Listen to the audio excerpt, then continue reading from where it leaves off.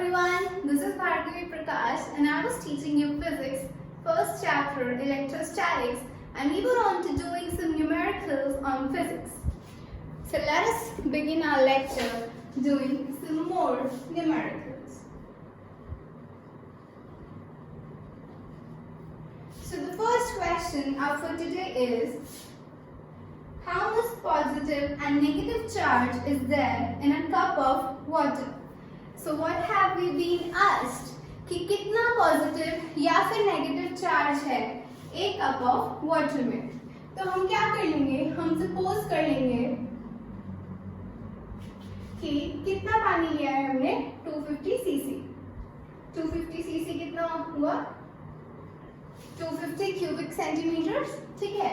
इसके बाद हमें क्या करना है, मास निकालना है, mass of 250 cc of water. Mass कैसे निकालेंगे हम, मास कितना होगा इसका, हमें पता है डेंसिटी क्या होता है, मास अपॉन वॉल्यूम होता है। डेंसिटी ऑफ वाटर कितना होता है, 1000 किलोग्राम पर मीटर क्यूब, ठीक है। तो यहाँ पे पुट कर देंगे 1000 kilogram per metre cube is equal to mass कितना है हमारे पास, हमें निकालना है, वॉल्यूम कितनी है हमारे पास 250 क्यूबिक सेंटीमीटर, ठीक है। तो पहले हम इसे क्या कर लेंगे, ग्राम में कन्वर्ट कर लेंगे। ग्राम में कन्वर्ट करने के लिए इसे क्या करना पड़ेगा, मल्टीप्लाई करना पड़ेगा 1000 से। ये मीटर क्यूब में है, 1 मीटर में कितने सेंटीमीटर होते हैं, 100 सेंटीमीटर होते हैं। तो ये कितना बन जाएगा 100 इंटू 100 इंटू 100। क्या कर लिया हमने इसको ग्राम पर सेंटीमीटर क्यूब में क्या कर लिया, कन्वर्ट कर लिया। तो ये क्या आ जाएगा m/250। तो ये कट जाएगा, 3 0 1 2 3, 3 0 1 2 और 3। तो ये क्या आ जाएगा 1 इज इक्वल टू m/250, यानी कि मास कितना आ गया हमारे पास 250 ग्राम। तो हमने क्या लिखा, 250 सीसी ऑफ वाटर का मास कितना आया हमारे पास 250 ग्राम आ गया। क्या निकाल लिया हमने, मास ऑफ 250 सीसी ऑफ वाटर। अब मॉलिक्यूलर मास क्या होता है वाटर का, H2O का निकालना है। तो हाइड्रोजन का कितना होता है 1 होता है, प्लस ऑक्सीजन का कितना होता है 16 होता है। तो 2 + 16 कितना आ जाएगा हमारे पास 18 ग्राम आ जाएगा, ठीक है। हमने क्या निकाला है, पहले हमने निकाला कि 250 सीसी ऑफ वाटर में कितना मास है 250 ग्राम है। कैसे निकाला, डेंसिटी का फॉर्मूला यूज करके। उसके बाद हमने क्या किया, मॉलिक्यूलर मास निकाला किसका, वाटर का। वो कितना निकल कर आया हमारे पास 18 ग्राम। अब हम क्या करेंगे, नंबर ऑफ मॉलिक्यूल्स निकालेंगे। और केमिस्ट्री के अकॉर्डिंग नंबर ऑफ मॉलिक्यूल्स कितने किसके इक्वल होते हैं, एवोगाड्रो नंबर के इक्वल होते हैं। तो वही हम यहाँ पर लिख देंगे कि number of molecules in 18 gram of water वो कितने होंगे 6.023 इंटू 10⁻23। फिर हम किसके लिए निकालेंगे, 1 ग्राम के लिए। तो ये रिटर्न मेथड लगेगा 6.023 इंटू 10⁻23 राइट अपॉन में लेफ्ट, ठीक है। इसके बाद हमें निकालना कितने के लिए है 250 ग्राम के लिए। तो यहाँ कितना आ जाएगा 250 ग्राम आ जाएगा। तो ये कितना आ जाएगा 6.023 इंटू 10⁻23 अपॉन 18 इंटू जो हमें निकालना है 250। तो इसे आप सॉल्व करेंगे, तो सॉल्व करने के बाद आ जाएगा 8.365 इंटू 10⁻25, यानी कि इतने मॉलिक्यूल्स हैं 250 ग्राम ऑफ वाटर में। अब हमने नंबर ऑफ मॉलिक्यूल्स निकाल लिए। अब आगे हमें क्या निकालना है, चार्ज निकालना है। चार्ज का फॉर्मूला हमारे पास क्या होता है, Q is equal to NE। तो हम क्या यूज करेंगे, Q is equal to N into E। जो ये N है वो हमने ये निकाल लिया है। तो ये कितना आ जाएगा 8.365 इंटू 10⁻25 इंटू 1.6 इंटू 10⁻⁻19। ये क्या है, E है। E मतलब चार्ज ऑन एन इलेक्ट्रॉन है। तो ये कितना आ जाएगा हमारे पास 1.338 इंटू 10⁻7 कूलम आ जाएगा। तो ये है हमारा आंसर। हमें क्या निकालना था, क्वेश्चन में हमसे क्या पूछा गया था कि कितना पॉजिटिव या नेगेटिव चार्ज है एक कप ऑफ वाटर में। तो हमने क्या अज्यूम किया कि एक कप ऑफ वाटर में कितना है 250 सीसी है, 250 50 क्यूबिक सेंटीमीटर ऑफ वाटर पड़ा है, हमने उसे किस में कन्वर्ट कर लिया, मास में कन्वर्ट कर लिया। मास में कन्वर्ट करके हमने क्या किया, ऑक्सीजन का मॉलिक्यूलर मास निकाला, और ऑक्सीजन का मॉलिक्यूलर मास निकालने के बाद हमने क्या किया, एवोगाड्रो नंबर लिया कि कितने मॉलिक्यूल्स होंगे 18 ग्राम में, और हमें निकालने कितने के लिए थे, 250 ग्राम के लिए निकालने थे, तो वो इतने आ गए। उसके बाद हमने क्या किया, इसको सिंपली चार्ज के साथ मल्टीप्लाई कर लिया, चार्ज ऑफ इलेक्ट्रॉन से मल्टीप्लाई कर लिया, ताकि हमें टोटल चार्ज जो है इस पे वो क्या हो जाए, मिल जाए। चलिए चलते हैं हमारे अगले क्वेश्चन पे। अगला क्वेश्चन क्या कह रहा है कि if a body gives out 10⁻⁹ electrons every second, how much time is required to get a total charge of 1 coulomb from it? क्या पूछा जा रहा है हमसे कि अगर एक बॉडी है वो क्या कर रही है, 10⁻⁹ इलेक्ट्रॉन्स हर सेकेंड क्या कर रही है, निकाल रही है। ठीक है, एवरी सेकेंड क्या कर रही है, 10⁻⁹ इलेक्ट्रॉन निकाल रही है अपने अंदर से। तो हमें क्या निकालना है, टाइम निकालना है। किस चीज के लिए, कि टोटल चार्ज हमें कितना मिल जाए, 1 कूलम का मिल जाए। अब जो चार्ज किसी बॉडी पे आता है वो कैसे आता है, ट्रांसफर ऑफ इलेक्ट्रॉन की वजह से आता है।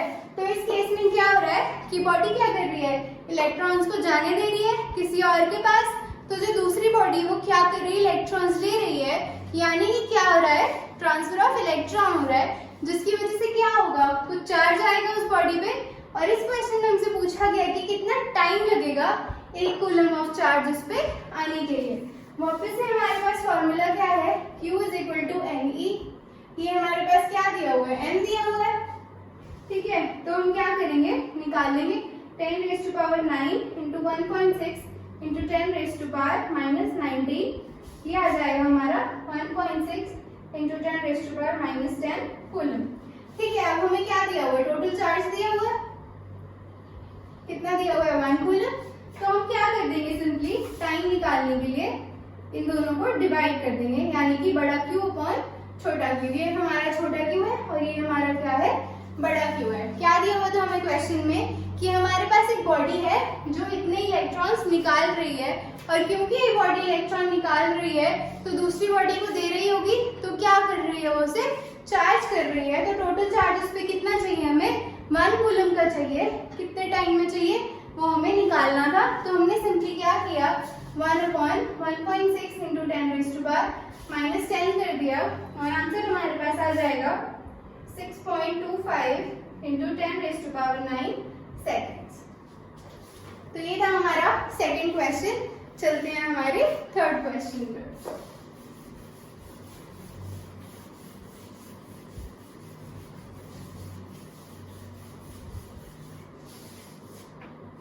अगला क्वेश्चन हमारा क्या कह रहा है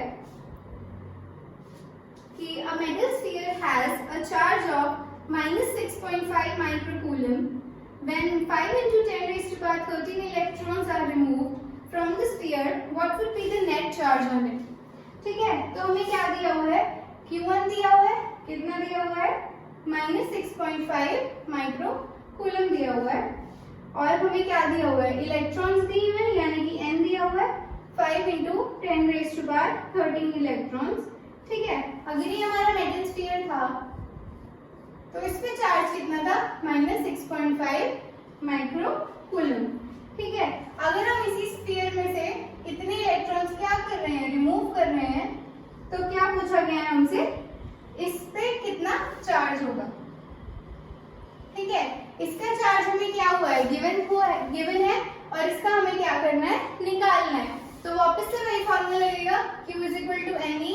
एन हमारे पास है 5 into 10⁻13 इंटू 1.6 इंटू 10⁻⁻19, ये निकल कर आ जाएगा 8.0 इंटू 10⁻⁻6 कूलम, या फिर 8 माइक्रोकूलम। तो जो टोटल इलेक्ट्रॉन्स क्या हुए, ट्रांसफर हुए, तो टोटल चार्ज निकालने के लिए हम सिंपली क्या कर देते हैं, हम लोग ऐड कर देते हैं। तो Q कितना आ जाएगा, Q1 प्लस Q2 आ जाएगा, यानी कि -6.5 प्लस 8 आ जाएगा, तो टोटल कितना आ जाएगा, 1.5 माइक्रोकूलम। क्या किया हमने, हमें एक स्फीयर दिया हुआ था जिसका हमें चार्ज गिवन था, कितना चार्ज है इस पे, 6.5 माइक्रोकूलम का चार्ज है। दूसरा हमें एक स्फीयर दिया हुआ था, इसमें से हमने क्या किया, इतने इलेक्ट्रॉन्स को क्या कर दिया, रिमूव कर दिया, तो कितना चार्ज इस पे आएगा, और जो टोटल चार्ज इन दोनों पे है वो हमें क्या करना था, कैलकुलेट करना था। तो इसका तो हमें गिवन था, इसका निकालने के लिए वही formula Q is equal to NE, N हमें दिया हुआ था, चार्ज का हमें पता है कितना वैल्यू होता है, हमने ये निकाल लिया और फिर इन दोनों को आपस में क्या कर दिया, ऐड कर दिया। इस केस में हम साइन लेंगे, क्यों लेंगे, क्योंकि जब हम एडिशन करते हैं तो हम क्या करते हैं, साइन के साथ करते हैं, लेकिन जब हम कूलम लॉ लगाते हैं तो साइन को हम ड्रॉप भी कर सकते हैं, लेकिन इस केस में साइन ड्रॉप नहीं होगा, तभी हमें टोटल चार्ज इस बॉडी पे मिलेगा। तो आइए चलते हैं हमारे अगले क्वेश्चन पे।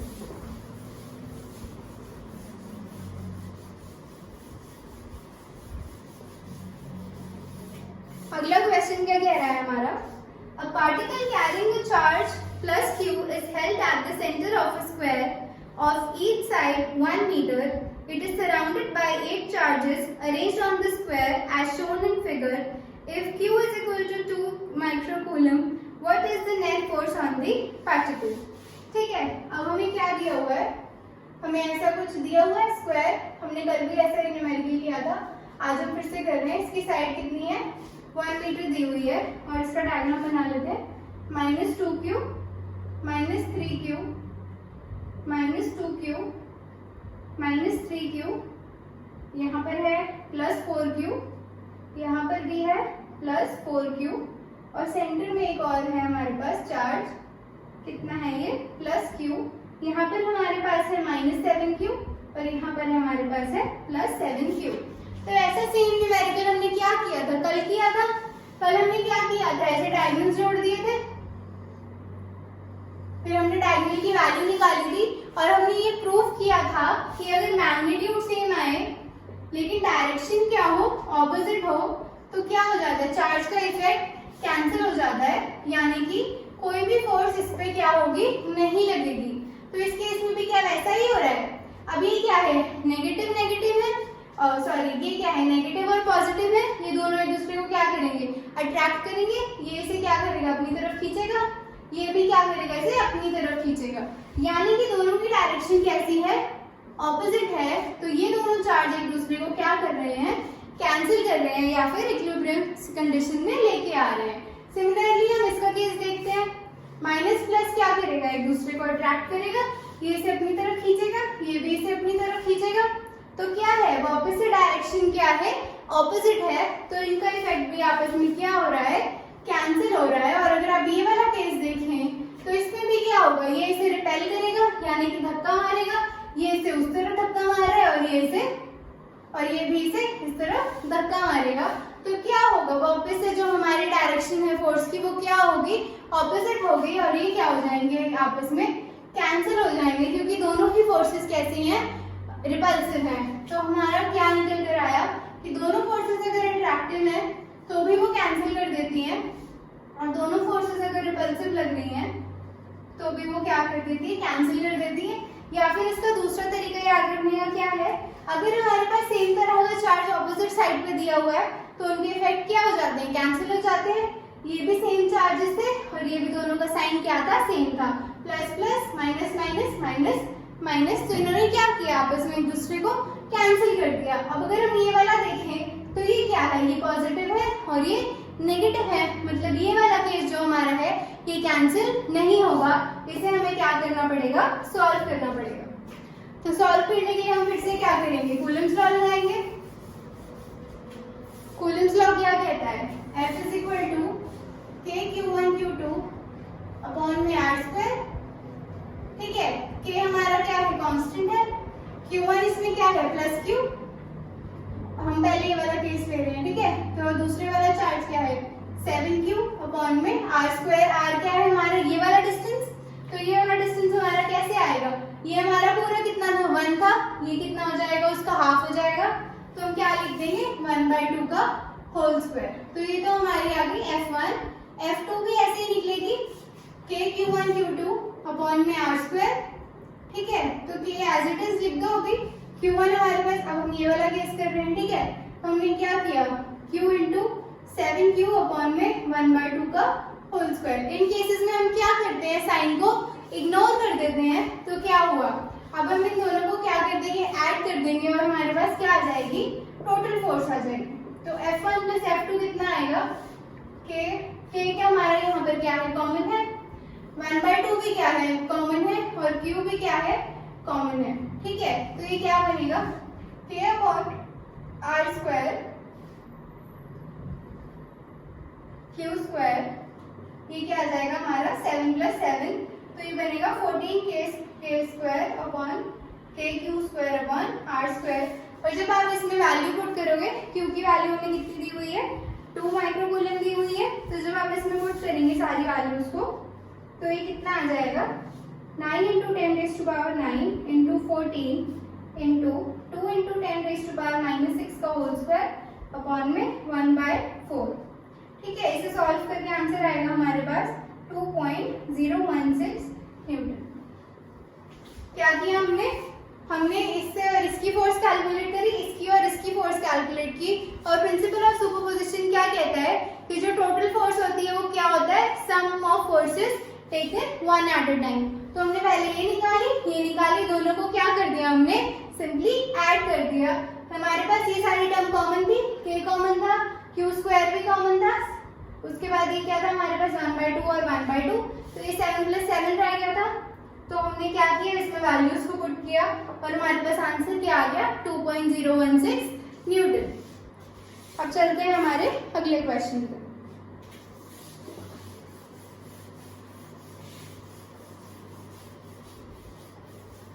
अगला क्वेश्चन क्या कह रहा है हमारा, 2 equal positive charges each of 2 microcoulomb interact with a third positive charge of 3 microcoulomb situated as shown in the figure. Calculate the magnitude and direction of the force on 3 microcoulomb charge. तो पहले diagram बना लेते हैं। हमारे पास क्या है, यहाँ पर एक चार्ज है,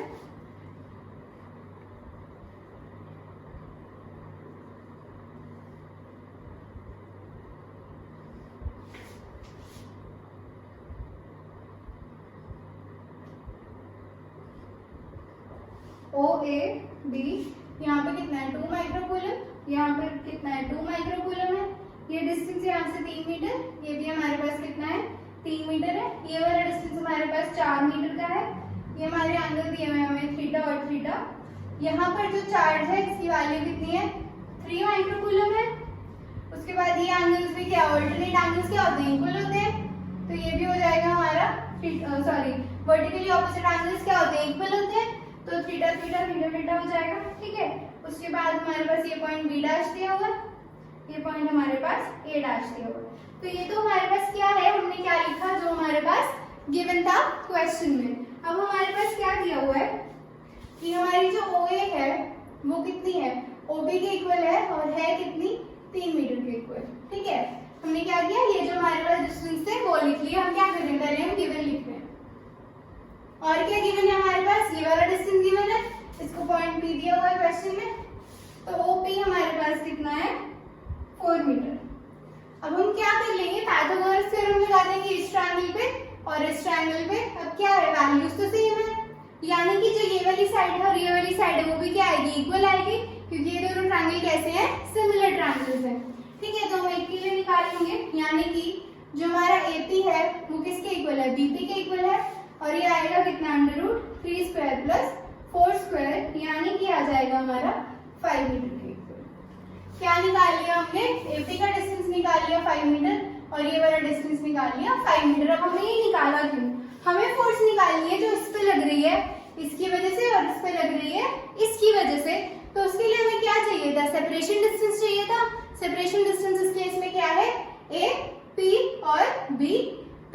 तो हमने क्या करा, AP निकाल लिया और BP निकाल लिया। इसके बाद हम क्या करेंगे, कूलम लॉ लगाएंगे। According to Coulomb's law F = K Q1 Q2 upon में R²। ठीक है, तो ये हमारे पास K की वैल्यू कितनी होती है, 9 × 10⁹ इंटू 2 × 10⁻⁻6 क्योंकि ये माइक्रो में दिया हुआ है, इंटू 3 × 10⁻⁻6 अपॉन 5 का स्क्वायर। तो जब आप इसे सॉल्व कर लेंगे कितना आ जाएगा 2.16 इंटू 10⁻³ न्यूटन। तो ये कौन सी फोर्स है जो ये चार्ज इस पे लगा रहा है, और क्योंकि इनकी वैल्यूज भी सेम है तो ये भी इतनी ही फोर्स इस पे लगाएगा। तो अभी हमने क्या कैलकुलेट कर लिया, हमने फोर्स कैलकुलेट कर ली कि एक चार्ज दूसरे चार्ज पे कितनी फोर्स लगा रहा है। लेकिन इस पर्टिकुलर क्वेश्चन में हमें क्या करना था, हमें डायरेक्शन भी बतानी है कि फोर्स कहाँ लग रही है। फोर्स यहाँ को लग रही है, वहां को लग रही है, ऐसे लग रही है, ऐसे लग रही है, फोर्स एक्चुअल में लग कहाँ रही है, अब हम वो निकालते हैं। आप सबको पता ही फोर्स क्या है, हमारी वेक्टर क्वांटिटी है। तो ऐसे क्वेश्चन में आपको दोनों चीजें पूछी जा सकती हैं, ठीक है। तो अब हम क्या करेंगे, हमारे पास यहाँ पर भी क्या बन रही है, ट्रायंगल बन रही है। अगर आप इसे एक्सटेंड कर दें तो ये दोनों भी हमारी क्या बन रही है, ट्रायंगल बन रही है। और हमें क्या दिए हुए हैं, थीटा थीटा दिए हुए हैं। तो हम क्या कर लेंगे, इसको कंपोनेंट में ब्रेक कर लेंगे। हमेशा याद रखना थीटा के साथ वाला हमेशा कॉस होता है और दूसरे वाला क्या होता है, हमारा साइन थीटा होता है। क्या मतलब, जो थीटा के साथ जो लाइन एंगल बना रही है वो क्या होगी, हमारी कॉस थीटा होगी, और जो ऊपर वाला हमारा बनेगा वो क्या होगा, हमारा साइन थीटा होगा, ठीक है। तो हम क्या लिख लेंगे इसको, ये हमारा बन जाएगा f cos थीटा इस साइड में, ये हमारा बन गया f sin थीटा ऊपर, और दूसरा f sin थीटा हमारा नीचे बनेगा, और ये वाला हमारा वापस से कहाँ बनेगा, इसी डायरेक्शन में बनेगा। ये हमने क्या निकाला है, हमारे पास क्या था, हमारे पास ये जो लाइन आ रही थी हमने इसके दो कंपोनेंट बनाए। मैं आपको इसे अलग से बना के दिखा देती हूँ। हमारे पास एक लाइन ऐसे जा रही थी और एक लाइन ऐसे जा रही थी। मैंने आपको क्या कहा कि ट्रायंगल को क्या कर लो, कंप्लीट कर लो। ये एंगल हमारे पास क्या दिया हुआ था, थीटा दिया हुआ था। तो हमने क्या करना था, हमें ये वाला जो हमारा कंपोनेंट था इसे हमें क्या करना था, ब्रेक करना था। तो इसे ब्रेक करने के लिए हमने क्या किया, थीटा के जो साथ वाला हमारी लाइन चल रही थी इसे हमने f cos थीटा बना दिया, और जो इसके परपेंडिकुलर लाइन बनेगी ये क्या है, इसके साथ 90 डिग्री पे है, तो ये हमारी क्या बनेगी, f sin थीटा बनेगी। अब अगर आप वापस देखिए ऊपर भी सेम है, हमने इसका बनाया, तो ये वाला हमारा जो लाइन है ये वाला कंपोनेंट था जो हमें क्या करना था, ब्रेक करना था। ये हमारी क्या थी, फोर्स लग रही थी अलोंग बीपी, और ये हमारी फोर्स थी अलोंग एपी। तो जो फोर्स अलोंग बीपी थी हमने क्या किया, उसे तोड़ दिया। यहाँ वापस से हमारे पास क्या आ जाएगा, f cos थीटा आ जाएगा, और ऊपर वापस से क्या बनेगा, f sin थीटा। अभी क्या है, थीटा तो सेम है और इनकी डायरेक्शन क्या है, ऑपोजिट है, तो ये दोनों एक दूसरे के इफेक्ट को क्या कर देंगे, कैंसिल कर देंगे। तो हमारे पास बचेगा क्या, cos थीटा वाला बचेगा। तो जो टोटल फोर्स आ जाएगी वो कितनी आ जाएगी, 2f1 cos थीटा, वो कितना आ जाएगा हमारा 2 इंटू 2.16, ये जो हमने निकाली थी, इंटू 10⁻³ इंटू में cos थीटा। अब ये जो cos थीटा है इसकी वैल्यू हम इस ट्रायंगल से निकाल लेंगे। अगर हम ये जो हमारी लाइन है ना ये इनफाइनाइट तक जाती है, तो हम क्या कंसीडर कर लेंगे इसको, इसकी डायमेंशन को, ये हम 5 ले लेंगे। ये वाली लाइन हमने 5 ले ली, और ये वाली जो हमारी लाइन है ये कितनी है, 3 है। तो अगर आप इसे सॉल्व करेंगे cos थीटा क्या होता है, बेस अपॉन हाइपोटेन्यूज। तो बेस हमारे पास इस केस में कितना आएगा, ये हमारा 4 है, इतना ही हमने यहाँ ले लिया, ठीक है। तो बेस हमारा कितना है, 4 है, और हाइपोटेन्यूज कितना है, 5 है। तो यानी कि cos थीटा की वैल्यू हमारे पास कितनी है, 4/5। तो हमने क्या किया, फिर से जल्दी से देख लेते हैं। हमें क्या करना था, cos थीटा की वैल्यू निकालनी थी। cos थीटा क्या होता है, बेस अपॉन हाइपोटेन्यूज। तो ये जो हमारे पास ट्रायंगल थी मैंने ये वाली बना रखी है, ठीक है। तो ये जो हमारे पास था वो हमने इसके इक्वल ले लिया, ठीक है। ये हमारा 5 आ गया, ये हमारा 4 आ गया, और जो ये वाली साइड है वो हमारी कितनी आ गई, 3 मीटर आ गई। तो हमने क्या किया, इस ट्रायंगल से इसमें वैल्यूज रखी, बेस हमारा कितना है, 4 है, और हाइपोटेन्यूज हमारा कितना है, 5 है। तो ये वैल्यू हमने कहाँ पुट कर दी, यहाँ cos थीटा की जगह पुट कर दी। और जब आप इसे सॉल्व करेंगे तो इसकी वैल्यू कितनी आएगी, 3.5 इंटू 10⁻³ न्यूटन। और ये अलोंग क्या आ रही है, अगर ये हमारा कोई पॉइंट x है तो ये फोर्स कैसे लग रही है, अलोंग px। तो हमने क्या किया, हमने टोटल फोर्स, हाँ ये भी समझ लीजिए, 2f1 cos थीटा क्यों है, इसका कंपोनेंट भी f cos थीटा था, cos थीटा था, तो हमारे पास क्या थे, 2f cos थीटा थे, तो वो ट्वाइस कर दिया हमने, सिंपली 2f1 cos थीटा लिख दिया। तो ये हमारे पास बाकी की वैल्यूज थी, हमने पुट की, और हमारे पास क्या आ गया, हमारे पास मैग्नीट्यूड भी आ गया और हमारे पास क्या हो गया, डायरेक्शन भी आ गया। तो ये किए हमने आज कुछ इंपॉर्टेंट न्यूमेरिकल्स जो कि आपके बोर्ड के एग्जाम में आ सकते हैं, या फिर अगर आप किसी एंट्रेंस टेस्ट की तैयारी कर रहे हैं तो इस तरह के कॉन्सेप्ट और इस तरह के क्वेश्चंस करना बहुत जरूरी है। इसमें बहुत सारी चीजें हमने एक साथ पढ़ ली। हमने क्या सीख लिया कि कंपोनेंट कैसे बनाते हैं, फोर्स को डायरेक्शन कैसे देते हैं, अलोंग बीपी और अलोंग एपी है क्या, तो हमने ये सारी चीजें एक ही क्वेश्चन में क्या कर ली, कवर कर ली। अब तक आपके काफी सारे कंसेप्ट क्लियर हो गए होंगे।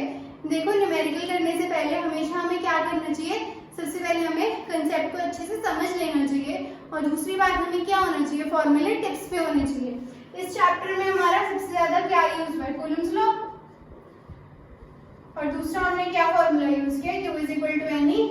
ठीक है, ये कहाँ से आया था, क्वांटाइजेशन ऑफ चार्ज के कंसेप्ट से, कि क्या होता है, चार्ज एक इंटीजर मल्टीपल होता है। तो ये दोनों कंसेप्ट अगर आपको पता है तो आप किसी भी तरह का न्यूमेरिकल बहुत ही आसानी से सॉल्व कर लोगे। तो ये थी हमारा आज का लेक्चर न्यूमेरिकल्स पे। कल हम अपनी अगली यूनिट शुरू करेंगे। थैंक यू सो मच ये वीडियो देखने के लिए। चैनल को लाइक, शेयर और सब्सक्राइब जरूर कर देना। और अगर आपको कोई अपना न्यूमेरिकल मुझसे सॉल्व करवाना है तो आप नीचे कमेंट में अपना क्वेश्चन टाइप करके लिख सकते हैं, मैं आपको उसका सोल्यूशन दे दूंगी। थैंक यू सो मच ये वीडियो देखने के लिए।